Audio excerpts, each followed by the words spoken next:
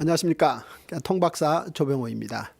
저는 지금 여러분들과 함께 지난 시간 그리고 이번 시간 다음 시간까지 세 번에 걸쳐서 성경과 이 바벨론 제국과의 관계를 살펴보고 있습니다.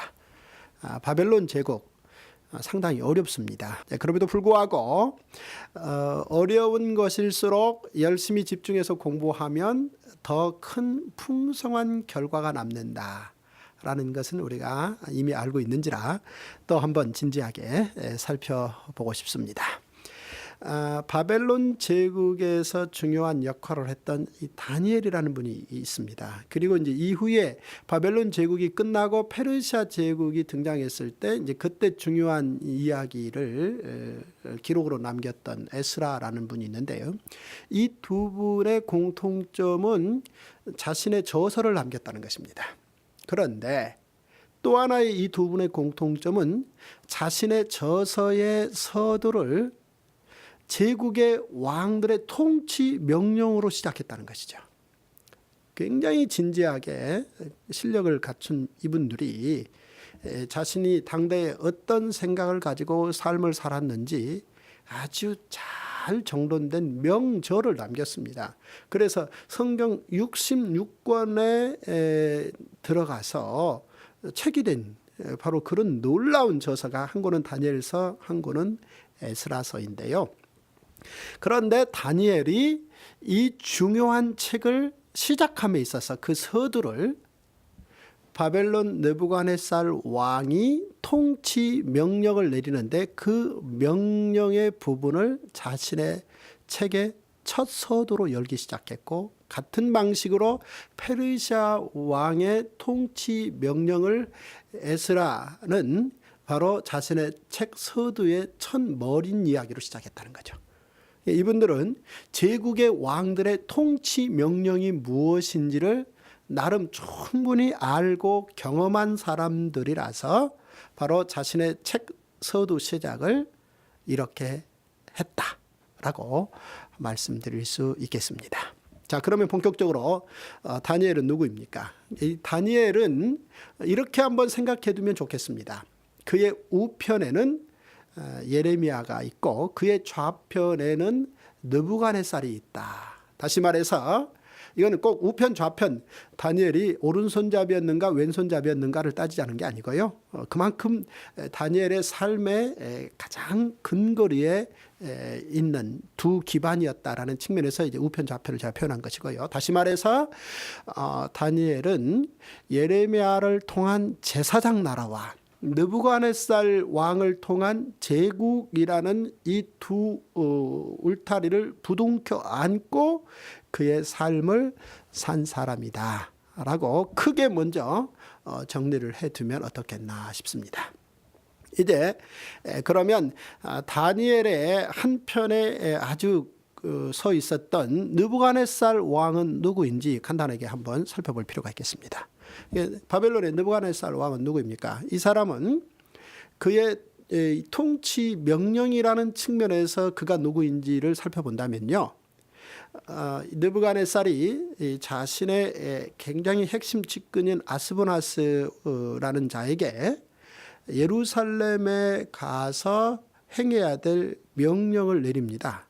그 명령인 즉슨 예루살렘 성전에 있는 아주 소중한 보물들을 바벨론으로 가져오라는 거하고, 또 하나는 예루살렘에 청소년들 몇 명을 데려오라라는 명령입니다.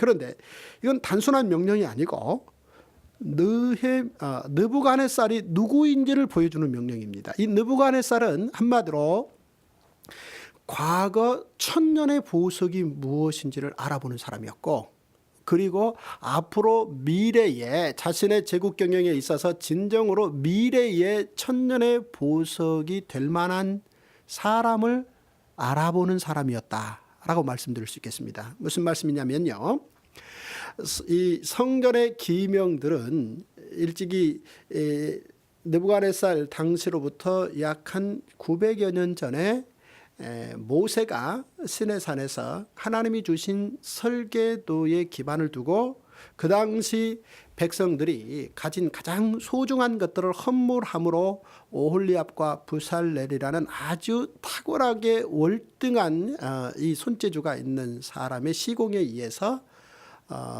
만들어진, 그래서 하나님을 섬기는 일에 아주 귀하게 쓰임받는 그 민족과 하나님과의 관계에서 생략될 수 없는 보석 중의 보석입니다. 그 보석이 긴 시간을 두고 약 900여 년 동안 예루살렘 성전에 보관되는 중이었다라고 볼 수 있겠죠. 그런데 느부갓네살 왕은 아스부나스에게 명령해서 그 성전 기명들의 그 좋은 것들을 예루살렘에서 바벨론으로 가져오라 라고, 과거 그 민족의 핵심 보석을 예루살렘에서 바벨론으로 가져오라는 명령을 내렸다는 것이고요. 또 하나는 미래 보석이라고 말씀드렸지 않습니까? 한마디로 다니엘, 사드락, 메삭, 아벳느고가 해당되는데요. 이 청소년들을 미래의 바벨론 제국을 위해서 핵심적으로 쓰일 보석이라는 측면에서 알아보고 이들을 바벨론으로 끌어오게 했다라고 말씀드릴 수 있겠습니다. 여기에서 느부갓네살 왕의 미래 천년 보석이라는 말과 관련해서 제국의 경영 키워드를 우리는 살펴볼 수 있습니다. 느부갓네살 왕이 이제 만들고 싶은 게 제국입니다. 그런데 이 제국을 만들었을 때 그 누구도 만든 자 입장에서는 수명이 바로 끝나기를 원치 않습니다. 지난 시간에 예레미야를 통해서 제국의 수명이 70년이다. 이 말을 들었는데요. 만약 느부갓네살 왕이 이 말을 들었다면 아마 자다가 일어나서 기절해 버릴 거예요. 왜냐하면 느부갓네살 왕은 예루살렘에서 10대 청소년들을 데려다가 교육을 해서 미래의 제국의 앞날을 길게 꿈꿀 계획을 가지고 있을 만큼 제국이여 영원하라라는 노래를 부르고 있다는 것이죠. 바로 이 코드에 의해서, 이 제국의 경영 코드에 의해서 미래의 보석에게 집중했다. 바로 이런 사람이 느부갓네살이었다라고 먼저 생각해 둘 필요가 있겠습니다. 바로 이 느부갓네살의 이 제국 경영 키워드 교육에 대해서 이제 좀 살펴볼 필요가 있겠습니다. 이것은 다니엘의 삶과 아주 밀접한 관련이 있기 때문입니다. 이 바벨론의 느부갓네살 왕의 경영 키워드 교육은 사실 그 이전의 제국이었던 아수르 제국의 경영 키워드 경계와 비교해서 살펴보는 것이 어느 정도 그 내용을 파악하는 데 도움이 될 것입니다. 이전에 520여 년 동안 상하스야의 주인 노릇을 했던 아수르 제국은 그들 나름대로 이 제국을 더 500년이 아닌 5000년 그 이상 영원히 존속시키고 싶은 소망에 의해서 제국의 경영 키워드를 가지고 있었는데 그것이 바로 다름이 아닌 경계였다라고 말씀드릴 수 있겠습니다. 다시 말해서 이사야를 통해서 이미 하나님께서 말씀해 주신 바 아수르 왕의 생각 속에는 자신들이 지혜롭고 총명해서 이를테면 민족의 삶의 경계를 마음껏 정했다라는 생각을 했다는 것이죠. 하지만 하나님께서는 그런 아수르 제국이 그만 종료되고 바벨론 제국이 등장할 수 있도록 하셨던 것이죠. 그리고 그 아수르 제국에 대해서는 오히려 하나님의 이사야 선지자를 통해서 하나님께서 제사장 나라를 경영하시는데 사용되어질 몽둥이다 해서 아수르 제국 몽둥이론을 말씀하셨던 것입니다. 우리가 지지난 시간에 살펴보았습니다만은 그러면 이 아수르 제국은 어떻게 해서 경영 키워드를 사용했더랬습니까? 바로 이 사마리아 성에서 귀족들을 강제 이주시키고 다른 바벨론 지역이나 혹은 다른 지역의 귀족들을 사마리아 성으로 데려옴으로 말미암아 민족의 이 혈통의 경계를 섞어서 아수르 제국이 계속해서 유지하고자 하는 통치 경계를 유지하려고 했었다라고 말씀드렸습니다. 그런데 이런 아수르 제국을 근본적으로 갈아치우고 새로운 제국을 만드는 사람이 바로 느부갓네살이라는 거죠. 따라서 이 느부갓네살은 아수르 제국의 왕들이 사용했던 이 경계, 민족의 혈통을 허무는 경계를 가지고 이 제국이여 영원하라는 노래를 부르려고 함에 있어서 이것이 한계가 있다라는 것을 분명히 아는지라 이 느부갓네살은 새로운 경영 전략을 들고 나왔다. 그것이 바로 교육이었다라는 이야기입니다. 이 이야기를 다니엘 이야기와 묶어가면서 설명을 해야 좀 더 정확하게 이해할 수 있습니다. 자, 이 느부갓네살 왕이 아스부나스에게 이 다니엘과 사드락과 메삭과 아벳느고를 데려오라라고 명령을 했는데 여기에는 아무나 데려오지 말고 미래 보석을 위해서는 5가지 정도 조건을 갖춘 자를 데려오라라고 말하는데요. 첫째는 10대여야 합니다. 20대, 30대, 40대는 미래 보석이 될 수 없다는 것이죠. 10대여야 된다는 거고, 두 번째는 왕족과 귀족 중에 데려와야 된다는 것이고, 세 번째는 흠이 없고 아름다워야 된다는 것입니다. 네 번째는 지식과 학문에 통달해야 된다는 겁니다. 10대 때 이미 공부하는 습관이 월등해서 지식과 학문에 통달한 자여야 된다는 것이고, 다섯째는 왕실에 모실 만한 자, 다시 말해서 10대지만 느부갓네살 왕과 식탁 대화에 참여해서 문제가 없을 정도의 이 조건을 갖춘 자, 이런 자들을 골라서 데려오라고 그랬더니 여기에 다니엘, 사드락, 메삭, 아벳느고가 뽑혔다는 겁니다. 바로 느부갓네살은 이 4명을 예루살렘에서 바벨론으로 데려옵니다. 데려와서 그러면 이들에게 무엇을 하는 것이냐, 2가지를 크게 보면 공급합니다. 첫째는 의식주를 왕 차원으로 공급합니다. 이 부분은 참 놀랄 만한 부분인데요. 먹고 입고 이 자는 이 의식주 부분이라는 게 살아있는 모든 인생들에게는 기본 아니겠습니까? 그런데 문제는 예루살렘에서 끌어온 4명의 청소년들에게 이 의식주 부분을 왕 차원으로 공급한다. 즉 왕이 먹는 음식, 왕이 입는 의복, 왕이 거쳐야 하는 잠자리 수준의 이 차원으로 제공한다는 것입니다. 이건 놀랄 만한 일입니다. 그냥 우리가 간단하게 생각하면 그냥 쉽게 입고 먹고 자는 것이지만 생각해 보십시오. 추운 겨울에 우리가 상쾌하게 느끼는 이유는 영양 공급이 있는 음식을 먹고 따뜻한 의복을 차려 입고 그리고 이 난방이 잘 된 집에서 살면 오히려 이 추운 겨울이 상쾌할 수 있는 거 아니겠습니까? 이만큼 먹고 입고 자는 곳은 차이가 나는 건데요. 바로 느부갓네살 왕은 이 4명의 청소년들을 비롯해서 각 나라에서 정복해서 이런 조건으로 끌어온 모든 청소년들을 데려다가 이만큼의 조건을 제공했다는 것입니다. 자, 이렇게 의식주 문제를 이렇게 좋은 쪽으로 왕 차원으로 공급하면서 그 다음 2번째 뭘 공급했느냐, 그들에게 이데올로기 교육을 공급했다는 것입니다. 이게 중요한 부분입니다. 다시 말해서 이 똑똑한 10대 청소년들을 데려다가 잘 먹이고 입히면서 집중적으로 어디를 공격하느냐, 그들의 머릿속을 공격하는 것입니다. 다시 말해서 바벨론 민족주의 교육을 통해서 바벨론 민족의 우월성과 여러 바벨론의 지배를 받는 여타 민족들의 열등성을 교육시키겠다는 것이죠.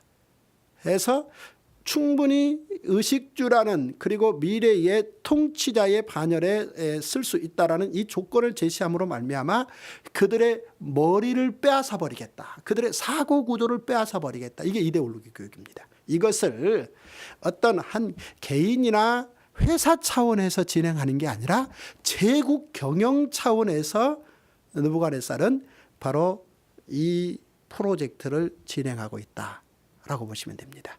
여기에 다니엘, 사드락, 메삭, 아벳느고가 참여하고 있고, 일단 강제성을 띄었으니까 참여하게 되는 것이죠.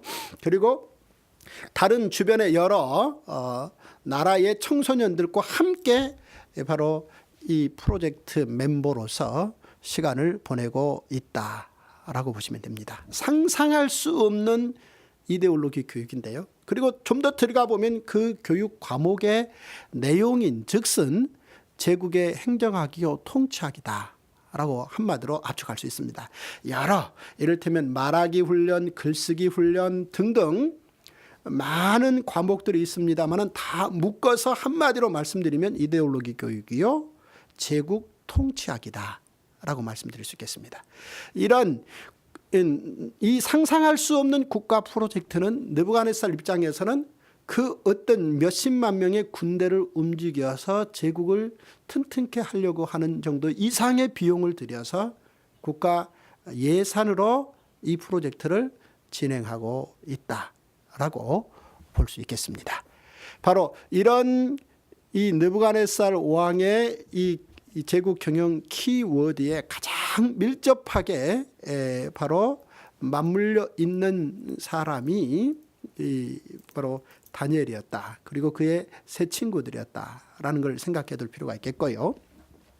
이후의 역사 속에서 보면은 바로 이 바벨론의 느부갓네살 왕의 이 제국 경영 키워드 바로 이 청소년들을 데려다가 이데올로기 교육을 시켜서 제국의 안정을 도모하고 통치 기반을 끊임없이 유지하려고 하는 이 방식은 로마 제국과 대영 제국이 따라서 했다라고 생각을 해 두시면 됩니다. 다시 말해서 당시 이 로마에서 보면요. 로마의 각 귀족들 집에 자신들의 나라가 타 민족을 정복하고 그 정복된 나라에서 귀족 자녀들을 일찍이 끌어다가 로마 각 귀족의 집에서 같이 키웁니다. 그런데 로마 귀족의 그 아들과 정복된 지역에서 끌어온 그 귀족의 이 자녀가 같은 수준으로 똑같이 교육을 받습니다. 모든 면에서 똑같이 교육을 받아서 교육이 어느 정도 다 끝이 나면 귀족 집안에서 이 교육을 받았던 그 끌려온 집안에 그 귀족 아이는 되돌아가게 되는. 예를 든다면 우리 신약 성경에 나오는 그 헤롯 대왕 있지 않습니까? 이 헤롯 대왕의 이 아버지가 로마 제국 내에서 굉장히 출세한 사람인데요. 바로 이 그 덕분에 성경에 나온 그 예수님의 관련된 그 헤롯 대왕, 그러니까 동방박사들이 만났던 그 헤롯 대왕이 청소년 시절에 로마의 귀족 집안에서 그런 형식으로 보냈다. 이것이 하나의 예라고 보시면 됩니다. 이것은 로마 제국이 그들 나름대로 시작한 게 아니라 이미 바벨론 제국이 시작해서 로마 제국이 따라했다라고 보시면 되고요. 그리고 많은 세월이 지나고 이제 대영 제국도 바로 그런 방식을 따라했다. 그래서 예를 들어서 아프리카나 자신들이 지배한 나라의 이 부족의 아들이나 귀족장의 아들들을 데려다가 옥스퍼드 대학이나 캠브리지 대학에 입학을 시켜서 공부를 시킨 후 그들을 되돌려 보냄으로 말미암아 그들이 되돌아가서 옥스퍼드나 캠브리지 대학에서 배운 대로 이 나라를 통치하게 되는. 그래서 대영 제국이 1910년도에 공식적으로 끝이 났습니다만은 그 이후로 100여 년이 지난 지금도 전반적으로 영국의 외교 노선에 대해서 아직도 사실 주변에 아프리카 주변에 상당히 많은 나라들이 영국과 함께 이 보조를 맞추고 있다라는 그 이유를 근본적인 이유를 바로 대영 제국의 이 교육 방식, 이 귀족들 교육 방식에서 찾을 수 있겠고 로마 제국이 1000년을 갔다라는 측면도 이 귀족 자녀들을 데려다가 로마식 교육을 통한 통치 방식과 밀접한 관련이 있다라는 생각을 해둘 필요가 있습니다. 그런데 그들의 그 방식이 사실은 바벨론 제국의 느부갓네살 왕이 제국 경영의 통치 방식으로 시작했다라는 거 기억해둘 필요가 있겠습니다. 바로 여기에 이 다니엘과 사드락과 메삭과 아벳느고라는 청소년 선수들이 참여를 하게 된 것입니다. 그런데 문제는 느부갓네살의 이런 모든 계획을 전체를 송두리째 다 묶어서 알고 있는 예레미야가 지난 시간에 말씀드렸지 않습니까? 그 예레미야가 다니엘과 그 친구들에게 또한 영향을 미쳤다는 것입니다. 다시 말해서 다니엘 한편에는 제국의 느부갓네살이 있고 또 한편에는 제사장 나라의 예레미야가 있었다라고 말씀드렸는데요. 바로 다니엘은 예레미야를 통해서 전반적인 생각을 다 수용했다라는 것입니다. 때문에 다니엘은 이 느부갓네살 왕이 제공한 교육 커리큘럼에 대해서도 열심히 공부를 했습니다. 그래서 어느 정도 읽는거니 결국은 공부를 마치고 난 후 느부갓네살 왕이 직접 공부한 자들을 다 데려다가 테스트를 했는데 다니엘이 놀랍게도 동료들에 비해서 10배 높은 성적이 나왔다라고 그의 책에 써놓고 있는 것이죠. 10배다. 사실 이 수재 겸 천재들의 이 집합소에서 낙제를 안 하고 졸음만 하는 것도 놀랍고 혹은 한 배 정도 더 월등하다라는 것은 이게 상상을 초월할 만한 일 아니겠습니까? 그런데 느부갓네살 왕이 보기에 다니엘이 10배 정도 월등한 실력을 갖춘 자로 평가가 나왔다는 것입니다. 제국 통치학에 대해서 얼마만큼 공부를 열심히 해서 사실 손바닥에 손금 들여다보듯이 정확한 이 지식을 가지게 되었는가를 보여주는 대목이라고 볼 수 있겠습니다.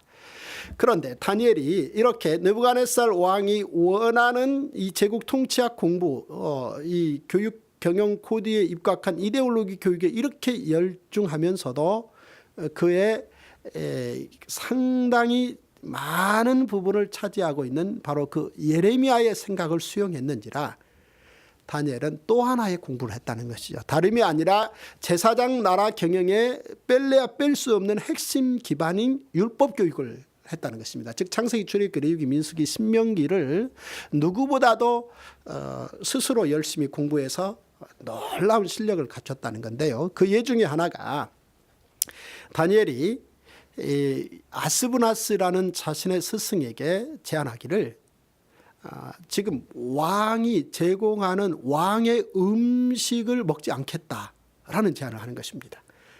맛있는 음식을 어떻게 포기해요?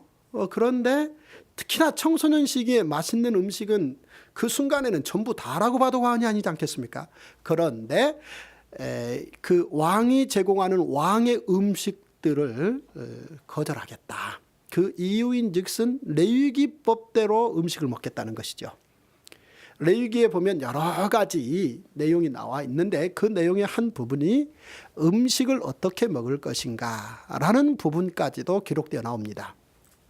다니엘은 바로 이런 부분을 정확하게 공부했었다는 거죠. 그래서 알기 때문에 그런 제안을 한 겁니다. 근데 문제는 다니엘의 이런 제안을 받은 아스브나스가 얼굴이 창백해지면서 하얗게 변하면서 놀랍니다. 왜냐하면 적어도 지금 아스브나스 입장에서는 다니엘과 그 또래들을 교육시키는 것이 일종의 불쌍한 친구들을 데려다가 자선사업하는 게 아니라 제국의 미래를 건 제국 프로젝트인지라 다니엘이 어떤 식으로건 여기에서 뭔가 영양 상태에 문제가 생기는 것은 제국 경영에 문제가 생기는 심각한 문제라는 말이죠. 뿐만 아니라 아스브나스라는 사람은 똑똑한 사람입니다. 이 다니엘을 통한 이 제국 경영의 이 생각이 머리를 얻어내겠다는 건데 비록 다니엘이 음식 문제를 들고 나왔지만 다니엘이 그걸 눈치챘다는 얘기지 않습니까?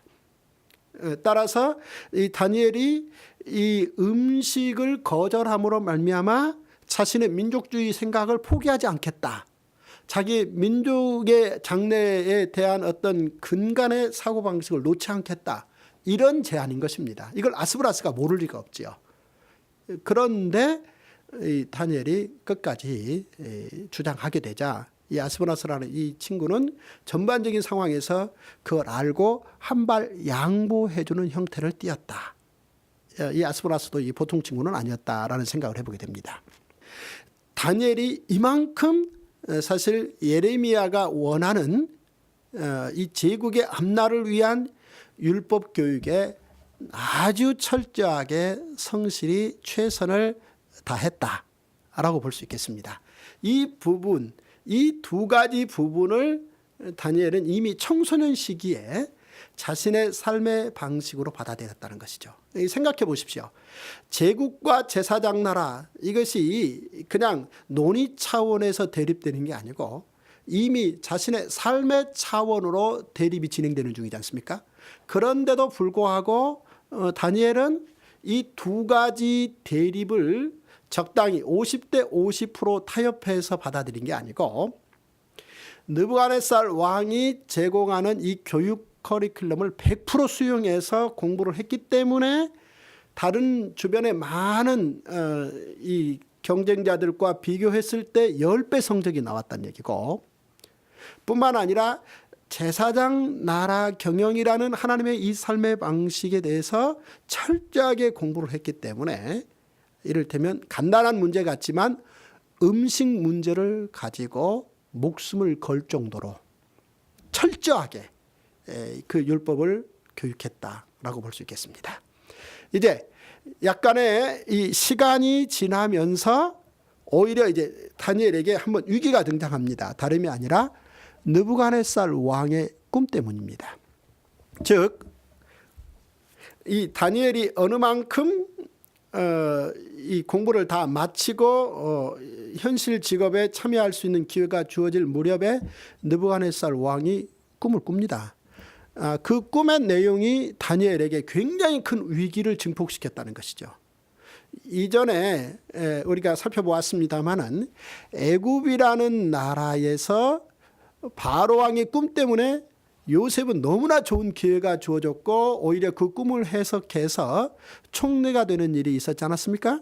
그런데 이번에 지금 바벨론 느부갓네살 왕의 꿈은 얼마나 심각하게 실질적으로 다니엘에게 위협이 되는지, 만약 느부갓네살의 그 꿈을 마치지 않게 되면은 이를테면 다니엘과 그의 친구들, 전반적이죠. 4명 친구를 넘어서 수십 명일 수 있겠죠. 그의 친구들이 다 죽게 되는 것이며, 느부갓네살이 얼마나 이 표현상 아주 끔찍한 표현을 하는군요. 그들을 죽이고 그들의 이 몸을 쪼개버린다. 그래서 거름더미를 만들어버린다라는 표현을 했다는 것이죠. 근데 이것은 그가 소설가로서 문학적 표현을 한 게 아닙니다. 이것은 통치자로서 정확하게 현실 상황을 만들 수 있는 그런 통치 명령이라고 봐야 됩니다. 그러니까 이런 상황에서 다니엘이 그 꿈을 해석하겠다라고 나서게 되는 것이죠. 아마도 우리가 추측컨대 바로 이 다니엘은 창세기에서 이 요셉의 바로왕 꿈 얘기를 누구보다도 잘 알지 않았겠느냐. 왜냐하면 충분히 율법을 공부해 줬기 때문이죠. 따라서 아직 어떤 희망이 현실적으로 보이진 않지만 다니엘은 바로 왕에게 요청합니다. 자신이 이 꿈을 해석해 볼 테니까 시간을 달라는 것이죠. 따라서 다니엘이 하나님 앞에 엎드리게 됩니다. 살려달라는 것이죠. 자신과 자신의 모든 친구들을 살려주기를 간절히 바람으로 기대하는 것이죠. 하나님이 누구신가? 이 사람의 꿈도 해석해 주실 수 있는 분, 이런 하나님이라는 것을 믿고 기대했기 때문에 하나님께 기도하고 바라는 것이지, 하나님에 대한 지식이 없다면 이런 기도를 할 리가 없는 것이죠. 오히려 느부갓네살 왕의 그 명령의 비상식성만 주장했겠죠. 하지만 더 나아가서 다니엘은 하나님이 누구신지를 알기 때문에, 즉 율법을 통해서 하나님이 누군지를 알았기 때문에 오히려 더 간절하게 하나님께 기도할 수 있었다라고 말씀드릴 수 있겠습니다. 이러므로 다니엘이 느부갓네살의 꿈을 해석합니다. 해석해서 이 세 가지를 가지게 되는데요. 첫째는 상을 받습니다. 이 왕의 꿈을 해석했으니까 얼마나 큰 상을 받는지 몰라요. 두 번째는 놀랍게도 이 예레미야의 말대로 느부갓네살의 제국이 곧 끝난다라는 거. 더 나아가서 느부갓네살의 제국이 70년 만에 끝나는 것은 물론이고 그 이후에 이를테면 페르시아, 헬라, 로마라는 제국이 순차적으로 등장함으로 말미암아 제국이 변동한다라는 사실을 느부갓네살의 꿈을 해석하는 가운데 얻게 되고요. 그다음 그럼에도 불구하고 세 번째 중요한 것은 제사장 나라가 영원하다라는 거. 하나님의 경영이 영원하다. 이 놀라운 사실을 깨닫게 되었다라는 것이죠. 그래서 오히려 이제 이 다니엘은 느부갓네살의 이 꿈을 통해서 더 그 실력, 이를테면은 다른 친구들과 비교해서 이 제국 통치에 대해서 10배 실력이 월등하다라는 걸 넘어서서 왕에게 아주 뚜렷하게 인식이 되어지고 바벨론 제국에서 그의 맡은 바 역할을 이제 감당하게 됩니다. 결국 이 다니엘이 행정가로서 월등함을 드러내게 되었다라는 것이죠. 이러는 가운데 이제 다니엘의 생이 종료가 되는데요. 그렇다면 이제 결론적으로 우리가 다니엘을 바벨론 제국과 관련해서 어떻게 정리할 것인가를 한번 포괄적으로 생각해 볼 필요가 있겠습니다. 먼저 당시 다니엘과 동시대를 살았던 이 시드기야 왕에 대해서 간단하게 생각해 볼 필요가 있겠습니다. 이 시드기야 왕이 예루살렘에서 왕이었는데 이 끝까지 이 수성전을 진행하다가 불리하니까 도망가게 되고, 그런 상황에서 느부갓네살 왕에게 눈이 뽑힌 상태로 바벨론으로 끌려오게 되었다라고 말씀드렸습니다. 그런데 그 끌려온 시드기야 왕은 바벨론에서 만든 아주 깊은 감옥에 들어가서 눈이 보지 못한 상태로 몇십 년을 오랫동안 살게 됩니다. 그런데 결국은 아마 그 시드기야가 예레미야의 말을 결국은 깨달았을 거예요. 놀랍죠? 사실 예레미야가 시드기야에게 아주 간절히 말했습니다. 오히려 다니엘에게는 편지로 말하고 간단하게 전했습니다만, 시드기야 왕은 대면해서 간절히 그렇게 진지하게 눈물로 호소하면서 이 하나님의 이 제사장 나라 경영 속에 제국이 존재한다 라는 설득을 했음에도 불구하고 시드기야 왕은 현실 권력을 쥐고 있다라는 그 알량한 그 권력자의 이 자만감과 이 자존심, 일종의 거칠의 체면이죠. 그것 때문에 저항하다가 이 예레미야의 그 큰 이야기, 하나님의 세계 경영, 제사장 나라를 통한 세계 경영이라는 이 거대한 하나님의 선물 담론을 이해하지 못함으로 말미암아 그가 어느 감옥에서 끝내 인생을 살다가 마감해야 했다면, 동시대에 다니엘이라는 이 청소년은 이 예레미야의 그 큰 이야기를 수용했다는 것이죠. 하나님께서 제사장 나라를 기반으로 이제 세계를 경영하신다라는 이야기를 수용함으로 말미암아 비록 민족이 국가 경영을 포기하고 희망 없이 그 민족이 포로로 바벨론으로 끌려가고, 그래서 어느 왕이 오히려 이런 기회를 이용해서 제국이 영원하라를 꿈꾸기 위해서 청소년을 데려다가 이데올로기 교육을 시키고, 이런 어떤 복잡한 이야기 전체를 오히려 포괄적으로 수용하고, 느부갓네살 왕의 그 제국 경영이라는 것이 현실적으로는 치열하고 성과가 있어 보이지만 더 크게 보면 하나님의 제사장 나라 경영의 부분일 뿐이라는 사실을 깨닫고 열심히 그것도 공부했지만 제사장 나라 경영에 대해서 철저하게 공부함으로 말미암아 드디어 이 다니엘은 이 시드기야에 비해서 월등하게 오히려 그 당시 하나님의 세계 경영에 민감하게 반응을 보인 사람이었다라고 말씀드릴 수 있겠습니다.